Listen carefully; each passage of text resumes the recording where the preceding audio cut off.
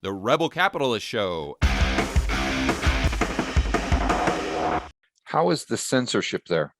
I don't know if you've been watching what's happening in the United States, but well, you probably, I mean, you're a YouTuber.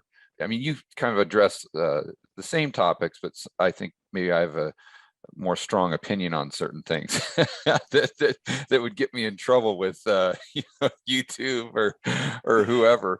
But cerveza sickness is a great example of that. That's something that I've been saying for COVID. I think now it's at the point where I can actually say COVID. But when I first started coming out with videos on COVID, and that was January of 2020, Yeah. I really couldn't say it. I couldn't say the word COVID, or the video would be flagged or whatever. But that's a really big issue, and I see it. You're talking about the disconnect between the scientists and the politicians, and here we've got a huge disconnect just between the scientists themselves. And I'm not talking about guys, in the basement of their parents' homes, with Cheeto dust on their fingers. I'm talking about scientists from Harvard, from Yale, from these respected scientists. They've got different opinions, but some of those opinions, they can't say, and if they do say them on a Twitter or a Facebook or something like that, their message isn't going to get out. And I think back to the 1970s or the late or early 1980s with Milton Friedman's series Free to Choose. And I don't know if you remember that, Martin, but what he would do for the first like half hour, 45 minutes, it was kind of like a little documentary. And then they would have like a half hour or 15-minute debate in the library. I think it was at the University of Chicago, with guys like Milton Friedman or Thomas Sowell. They would be on one side, but then it would have a group of people that had a completely different view. Sometimes socialists or communists or Marxists, and they would sit there and it was a rigorous debate by all means, but they would sit there and debate back and forth. And it just seems like today we don't have any of that. So how can we progress if we won't allow just a healthy intellectual debate? Well, you're absolutely hitting on one of the reasons why DFA exists, right? Because I'm a philosopher by training, right? And I love debate. And I love hearing different points of view, because I do believe that bringing people together with different points of view and having a bit of friction sometimes, but, not just, mutually agreeing on everything actually creates much more insight. And so on my channel, I deliberately bring people on. For example, there are people who believe that crypto is the future, and I've spoken to people who don't think that crypto is a good example, right? Let's have a debate about it, right? But on so many issues, you can't have that debate. And even on my channel, I have to be very careful, because there are ideas and there are alternative opinions that are out there that you can't mention, because if you do, you're going to get chopped at the kneecaps. So unfortunately, the bottom line is you're seeing that in Australia, just like we're seeing that in the States. Absolutely. And, I know that there are other opinions on many things, including some of the medical opinions, that I think deserve to get an airing, but are not being given an airing. And basically anybody who is not supporting the government line, which is vaccination is the way out of this, get vaccinated, blah, blah, blah, et cetera, right? Doesn't get a hearing. Now, that doesn't help anybody, because the problem we've got is that there is this simplistic view that there's a simple answer to this very complicated situation that we're in. Right. I'm a great believer in understanding the complexity and understanding the gradations of issues. You can do this, but you've also got to think about this, right? Rather than just black and white saying, lockdown, don't lock down.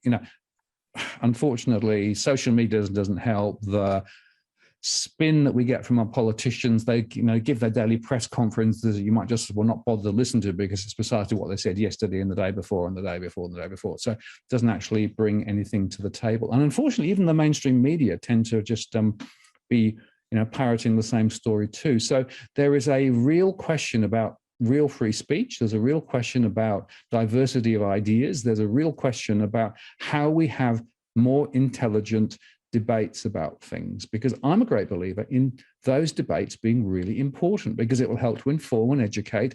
I want people to be adults and to make good decisions, right? Rather than just grabbing the 30-second headline from a YouTube or, from an advert on TV and just going from there, right? That's a very different way of thinking. But that, unfortunately, we've got a lot of people who are actually more like kids. They're more like sort of attention span of a kid. They just want a simple, straightforward answer, not they want a bumper in sticker. They want a bumper they sticker. do. And that's really worrying, because two things. One is it allows people to get away with murder. So there's a lot of stuff that politicians do that they shouldn't do. So, for example, here in Australia, right, there have been many examples of politicians basically buying votes, by promising to build, I don't know, car parks for train stations, right? And, things like that, right? Those don't necessarily get the rigor that they should. It's just sort of, oh, well, that's what politicians do, right? Well, hang on a moment, it shouldn't be what politicians do, right? That's so there's a really weakening of political freedom and debate and openness and transparency. The social media channels are part of it, but it's a bigger trend. And it goes. You said something to me very important earlier on about the era of totalitarianism creeps up on you, right? It's incremental, step by step by step by step. But if you actually stop and turn around and look at where you come from, right, I can articulate many freedoms that we no longer have than we had, right? And it's the analogy of the frog in the frying pan, right? Which is that, you can put the frog in the frying pan with cold water. You then start heating up the water, and the frog doesn't notice. That's right. As it gets hotter and hotter and hotter and hotter until suddenly the frog gets poached. That's what I think is going on. The incremental changes, the removal of freedoms, the removal of good debate, the removal of ideas, and allowing different people to express their views and opinions is all part of a bigger picture where people are being dumbed down, where effectively decisions are being posed on us by people who think they know best when they clearly don't, who fundamentally believe that freedom isn't necessarily that important, that want to actually just dictate a particular way of thinking about things from top to bottom. And what they want is basically a passive, unengaged community that just follows the rules and allows them to do whatever they want. That is, unfortunately, Australia in 30 seconds, and I'm worried it's the States as well. It's the States as well. And what's so ironic is there's just such a huge push for quote unquote diversity, but yet they don't want diversity of opinion. Yeah, they want diversity of skin color. They want diversity of sex. They want diversity of this and this and this, which is all great. That's fine. But then they want nothing to do with diversity of opinion. Well, interestingly, see, I would argue that diversity, which I absolutely applaud, right, is sort of, you can allow that because it doesn't change anything, right? It doesn't fundamentally change anything. It just says, well, we reflect on that. What I'm talking about here is a much more, granular level of understanding of what could be and should be being thought about and spoken about. So to me, it's just the cream on the top. It doesn't necessarily change fundamental behavior. Right. And quite often what you end up doing is just having the social media rant about it and, not a lot else. I want to see fundamental change that actually aligns to what are in the best interests of the community into the future, right? What sort of society do we want to be? And, how do we lay those steps to take us there? That's the conversation that we should be having. But it goes back to there's no vision thing, right? The vision thing is what I really am very passionate about, because there is a huge opportunity for people to actually, reorientate themselves and think differently about where society could go and what it could be. And, we could achieve so much, here and around the world if we actually did but think about it. And the other point I'd make is if you think about social democracy, the thing that sort of everybody in the West assumes to be the only way to do it, only about 28% of the globe has that philosophy.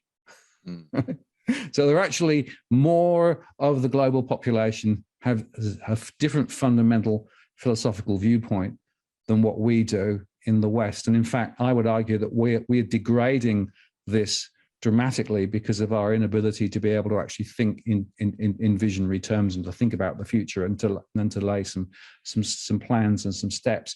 So what's happening is that we are being squeezed and we're being degraded, and our ability to engage at a intellectual level is being removed. And in fact, you get to the point now where anybody who is not thinking the group think is kicked out. If it's not neoliberalism, forget it, right? I mean, those are really, really troubling signs. And unfortunately, like it or not, if you think about universities or when you think about business or when you think about politics, it's become a narrower and narrower and narrower field of play when it should be precisely the opposite. Yeah, and so that's such a great way to sum it up. And for the viewers, I just want to encourage them to just never allow yourself to fall into that rut. Never allow yourself to, get into this echo chamber where all you seek out is just confirmation bias, because it's so easy to do as humans. Always try to seek out people who are, intellectually honest and curious, not just blowhards or whatever, but people who are really intellectually honest and have done a lot of rigorous research, and just try to talk or just at least read their articles or hear what they have to say. That's one of the reasons why I interview people like Richard Wolff, who's a Marxist. He likes to say that he's a Marxist. I'd argue he's kind of more of a smaller government guy, but he likes a lot of democracy. He likes democracy not only in politics but in corporate America. That's kind of his push. But I think he likes to push people's buttons by saying he's a Marxist and whatnot.